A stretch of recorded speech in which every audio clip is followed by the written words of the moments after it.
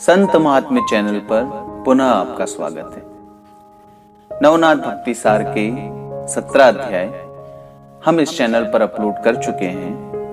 आप description box में दिए गए लिंक की सहायता से पूर्व के सभी अध्यायों को देख सकते हैं।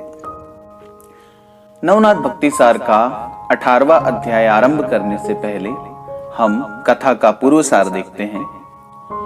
अध्याय 17 में हमने देखा कि गोपीचंद कानिफनाथ के समक्ष क्षमा याचना हेतु पहुंचते हैं। तब कानिफनाथ गोपीचंद को एक योजना बताते हैं, जिसके अनुसार वे गोपीचंद को उसकी ही कद काठी के सोने, चांदी, तांबा, पीतल एवं लोहे के 5 पुतले तैयार करने का आदेश देते हैं। कानिफनाथ एवं गोपीचंद उन 5 पुतलों के साथ उसी स्थान पर पहुंचते हैं जहां पर जालिंधर नाथ को गड्ढे के नीचे दफनाया गया था। अपनी योजना बताते हुए कानिफनाथ गोपीचंद को निर्देश देते हैं कि गोपीचंद उन 5 पुतलों में से एक एक पुतले को उस गड्ढे के समक्ष रखेंगे। तत्पश्चात गोपीचंद कुदाल के प्रहार से उस गड्ढे की मिट्टी को हटाने का प्रयास करेंगे। इस पर जब जालिंधर नाथ उनका परिचय पूछें, तब वे अपना परिचय बताकर तुरंत वहां से हट जाएंगे। कानिफनाथ के निर्देशानुसार गोपीचंद वैसा ही करते हैं।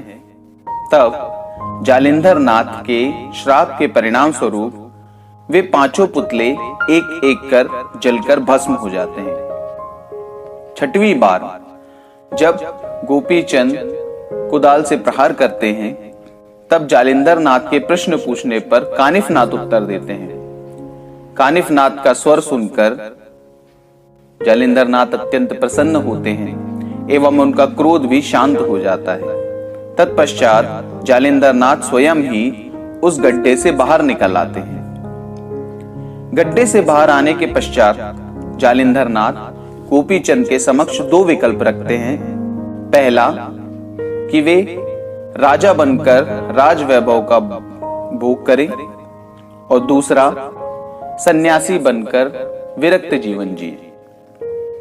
गोपीचंद दूसरा विकल्प चुनते हैं। तत्पश्चात प्रसन्न होकर जालिंधर नाथ गोपीचंद पर अपना अनुग्रह करते हैं एवं उसकी परीक्षा लेने हेतु उसे सर्वप्रथम भिक्षा मांगने उसकी ही पत्नियों के पास भेजते हैं। गोपीचंद की पत्नियां गोपीचंद को मनाने का अत्यधिक प्रयास करती हैं, किंतु गोपीचंद पर उसका कोई भी प्रभाव नहीं पड़ता। अंत में मैनावती से भिक्षा प्राप्त कर गोपीचंद पुनः जालिंधर नाथ के पास लौट जाते हैं। जालिंधर नाथ 3 दिनों तक गोपीचंद को विभिन्न प्रकार के उपदेश देते हैं एवं अंत में गोपीचंद के पुत्र मुक्तचंद को राजगद्दी पर बिठाकर गोपीचंद को तपस्या हेतु बद्रिकाश्रम भेजने का आदेश दे देते हैं। मित्रों, यहां तक हमने देखा था नवनाथ भक्ति सार के अध्याय 17 में। अध्याय 18 आरंभ करने से पूर्व आप सभी से निवेदन है कि यदि आपने अभी तक हमारे इस चैनल को सब्सक्राइब नहीं किया है तो कृपया हमारे इस चैनल को सब्सक्राइब अवश्य करें। यदि आप चाहते हैं कि हमारे बनाए हुए वीडियोस के नोटिफिकेशन आपको समय पर प्राप्त हो तो कृपया बेल आइकन को ऑन कर दें एवं यदि आपको हमारे बनाए हुए वीडियोस पसंद आ रहे हो तो वीडियोस को लाइक अवश्य करें। तो चलिए प्रारंभ करते हैं नवनाथ भक्ति सार का अध्याय 18। जालिंधर नाथ की आज्ञा अनुसार तपस्या हेतु बद्रिकाश्रम जाते हुए गोपीचंद रास्ते में पड़ने वाले गांवों से भिक्षाटन करते हुए आगे बढ़ रहे थे। गोपीचंद के वैराग्य धारण करने की सूचना गौड़ बंगाल के समस्त गांवों में फैल गई। वे जहां से भी गुजरते वहां अत्यंत आदर और आस्था से लोग उनके समक्ष जाकर उनसे आतिथ्य ग्रहण करने का आग्रह करते, किंतु वे विरक्त महापुरुष सभी के आग्रहों को ठुकराकर उन्हें सांत्वना प्रदान कर आगे बढ़ते रहे। इसी क्रम में तीर्थ यात्रा करते हुए वे कौल बंगाल राज्य की राजधानी पौलापट्टन पहुंचे। वहां के राजा तिलकचंद अत्यंत पराक्रमी एवं प्रतापी राजा थे। गोपीचंद की बहन चंपावती राजा के पुत्र की भार्या थी। गोपीचंद के वैराग्य धारण करने का समाचार उन तक भी पहुंचा था। क्षत्रिय कुल की मर्यादा को कलंक लगाने वाले गोपीचंद के कृत्य से चंपावती के सभी ससुराल वाले बहुत क्रुद्ध थे एवं गोपीचंद की बहुत निंदा करते थे। असहाय चंपावती चुपचाप लोगों के तानों को सहन करती थी। नगर पहुंचकर गोपीचंद एक चौपाल पर जाकर बैठ गए। वैरागी होने के बाद भी उनका राजसी तेज कम नहीं हुआ था। संयोगवश वहां से गुजरती हुई चंपावती कुछ दासियों ने गोपीचंद को पहचान लिया एवं यह सूचना जाकर राजा को दी। तब यह सोचकर कि मेरी बहू का भाई इस अवस्था में यहां आया है, यदि यह सूचना गांव में फैल गई तो मेरी बहुत बदनामी होगी।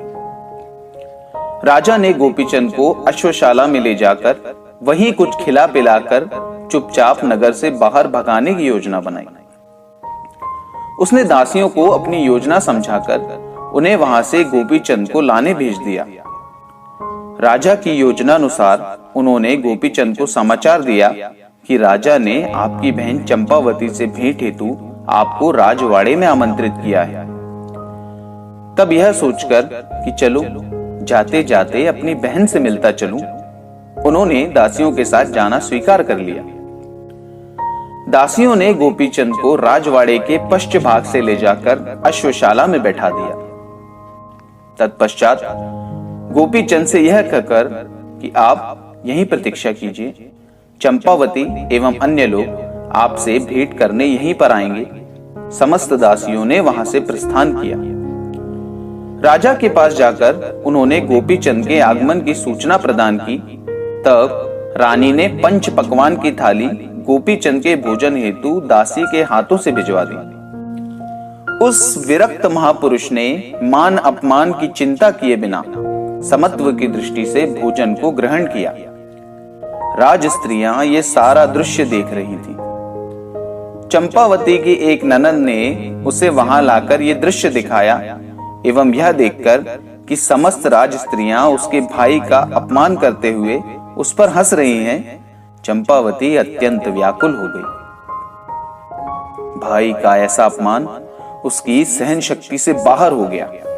तब चंपावती ने यह सोचकर कि ऐसी अवहेलना सहन करने से तो मर जाना श्रेयस्कर है, उसने भारी मन से मंदिर में जाकर एक कटार को अपने उदर में घोंपकर प्राण त्याग कर दिया।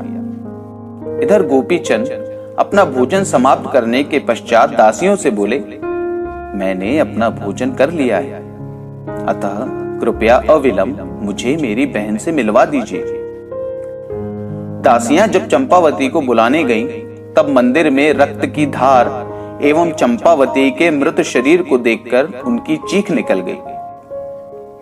दासियों का कोलाहल सुनकर जब चंपावती के सास ससुर एवं अन्य संबंधी वहां पहुंचे तो ये अनिष्ट देखकर दंग रह गए एवं इस दुर्घटना का दोष गोपीचंद्र पर डालकर उन्हें कोसने लगे। राजमहल में मचे हुए हाहाकार को सुनकर गोपीचंद ने अश्वशाला के द्वार पर स्थित प्रहरियों से पूछताछ की। तब सत्य जानकर गोपीचंद को गहरा आघात पहुंचा। मैं यहां आया और चंपावती की मृत्यु का कारण बन गया। यदि ऐसी सूचना जन सामान्य तक पहुंची तो वे इस दुर्घटना हेतु मुझे ही कोसेंगे। ऐसा सोचकर वे अत्यंत उदास हो गए। कुछ समय पश्चात चंपावती की अंतिम यात्रा शमशान हेतु राजमहल से निकली। गोपीचंद भी उस अंतिम यात्रा में शामिल हो गए। तब चलते चलते उनके मन में विचार आया, अब पीछे हटने का कोई लाभ नहीं। चंपावती को जीवित कर इन लोगों को नाथ पंथ का सामर्थ्य दिखाना अनिवार्य है, तभी मुझ पर कलंक लगाने वाले इन लोगों की बोलती बंद होगी। तब गोपीचंद ने समस्त लोगों को अपनी ओर आकृष्ट कर कहा, मेरी बहन के शव को अग्नि मत दीजिए, मैं अपने गुरु जालिंधर नाथ को लेकर आऊंगा, वे अवश्य ही चंपावती को पुनः जीवित कर देंगे। किंतु लोगों ने उन्हें पागल समझकर उन्हें दुर्लक्ष्य कर दिया एवं चंपावती के शव को चिता पर लिटा दिया। तब लोगों को अपनी बात न मानता देख व्यथित होकर गोपीचंद भी चिता के ऊपर जाकर बैठ गए। गोपीचंद के हठ को देखकर क्रोधित हुए राजा तिलकचंद ने कहा, तुम अपने जिस गुरु के प्रताप पर इतना हठ कर रहे हो, चलो आज देख ही लेते हैं तुम्हारे गुरु का सामर्थ्य। हम तुम्हें चंपावती का एक हाथ काट कर दे रहे हैं। इसे ले जाकर अपने गुरु को दिखाओ और उन्हें यहां लेकर आओ। तुम्हें प्रवास करने में 4 दिनों का समय लगेगा। तब तक हम इस शव को सुरक्षित रखेंगे। तत्पश्चात चंपावती के पति ने उसका एक हाथ काटकर गोपीचंद को दे दिया। उस हाथ को लेकर गोपीचंद ने बिना विलंब किए हेलापट्टन की ओर जान लगाकर भागना प्रारंभ कर दिया। इधर जालिंधर नाथ ने अंतर्दृष्टि से सर्व वृत्तांत समझ लिया एवं वायु वेग से वे गोपीचंद के पास पहुंचे। गोपीचंद को ढाढ़स बंधाकर वे सीधे उसे राजमहल ले गए। तब 4 दिवस पश्चात आने वाले गोपीचंद के गुरु एक प्रहर में ही यहां प्रकट हुए देखकर लोग आश्चर्यचकित रह गए। तिलकचंद ने जालिंधर नाथ का स्वागत करने का प्रयास किया, किंतु गोपीचंद के साथ किए गए दुर्व्यवहार हेतु जालिंधर नाथ ने राजा की सारी हेकड़ी निकाल उसे अपमानित कर दिया। तत्पश्चात उस कटे हुए हाथ को लेकर नाथ ने उस पर भस्म लगाकर संजीवनी मंत्र का प्रयोग किया एवं चंपावती को आवाज लगाई। संजीवनी मंत्र के प्रभाव स्वरूप वह कटा हाथ जुड़ गया एवं चंपावती तत्क्षण ही जीवित हो गई। तिलकचंद ने यह समाचार देखकर अपने दुर्व्यवहार हेतु नाथ से क्षमा मांगी एवं इस चमत्कार से प्रभावित होकर उन्होंने नाथ से भोजन के पश्चात ही प्रस्थान करने का आग्रह किया। उस दिन नाथ ने चंपावती को ही भोजन बनाने का आदेश दिया एवं भोजन के समय अपना झूठा ग्रास चंपावती को खिलाकर उसे धन्य किया। कार्य संपन्न होने पर जालिंधर नाथ ने हेलापट्टन तो गोपीचंद ने बद्रिकाश्रम की ओर प्रस्थान किया। गोपीचंद द्वारा 12 वर्षों की तपस्या के पश्चात नाथ बद्रिकाश्रम पधारे।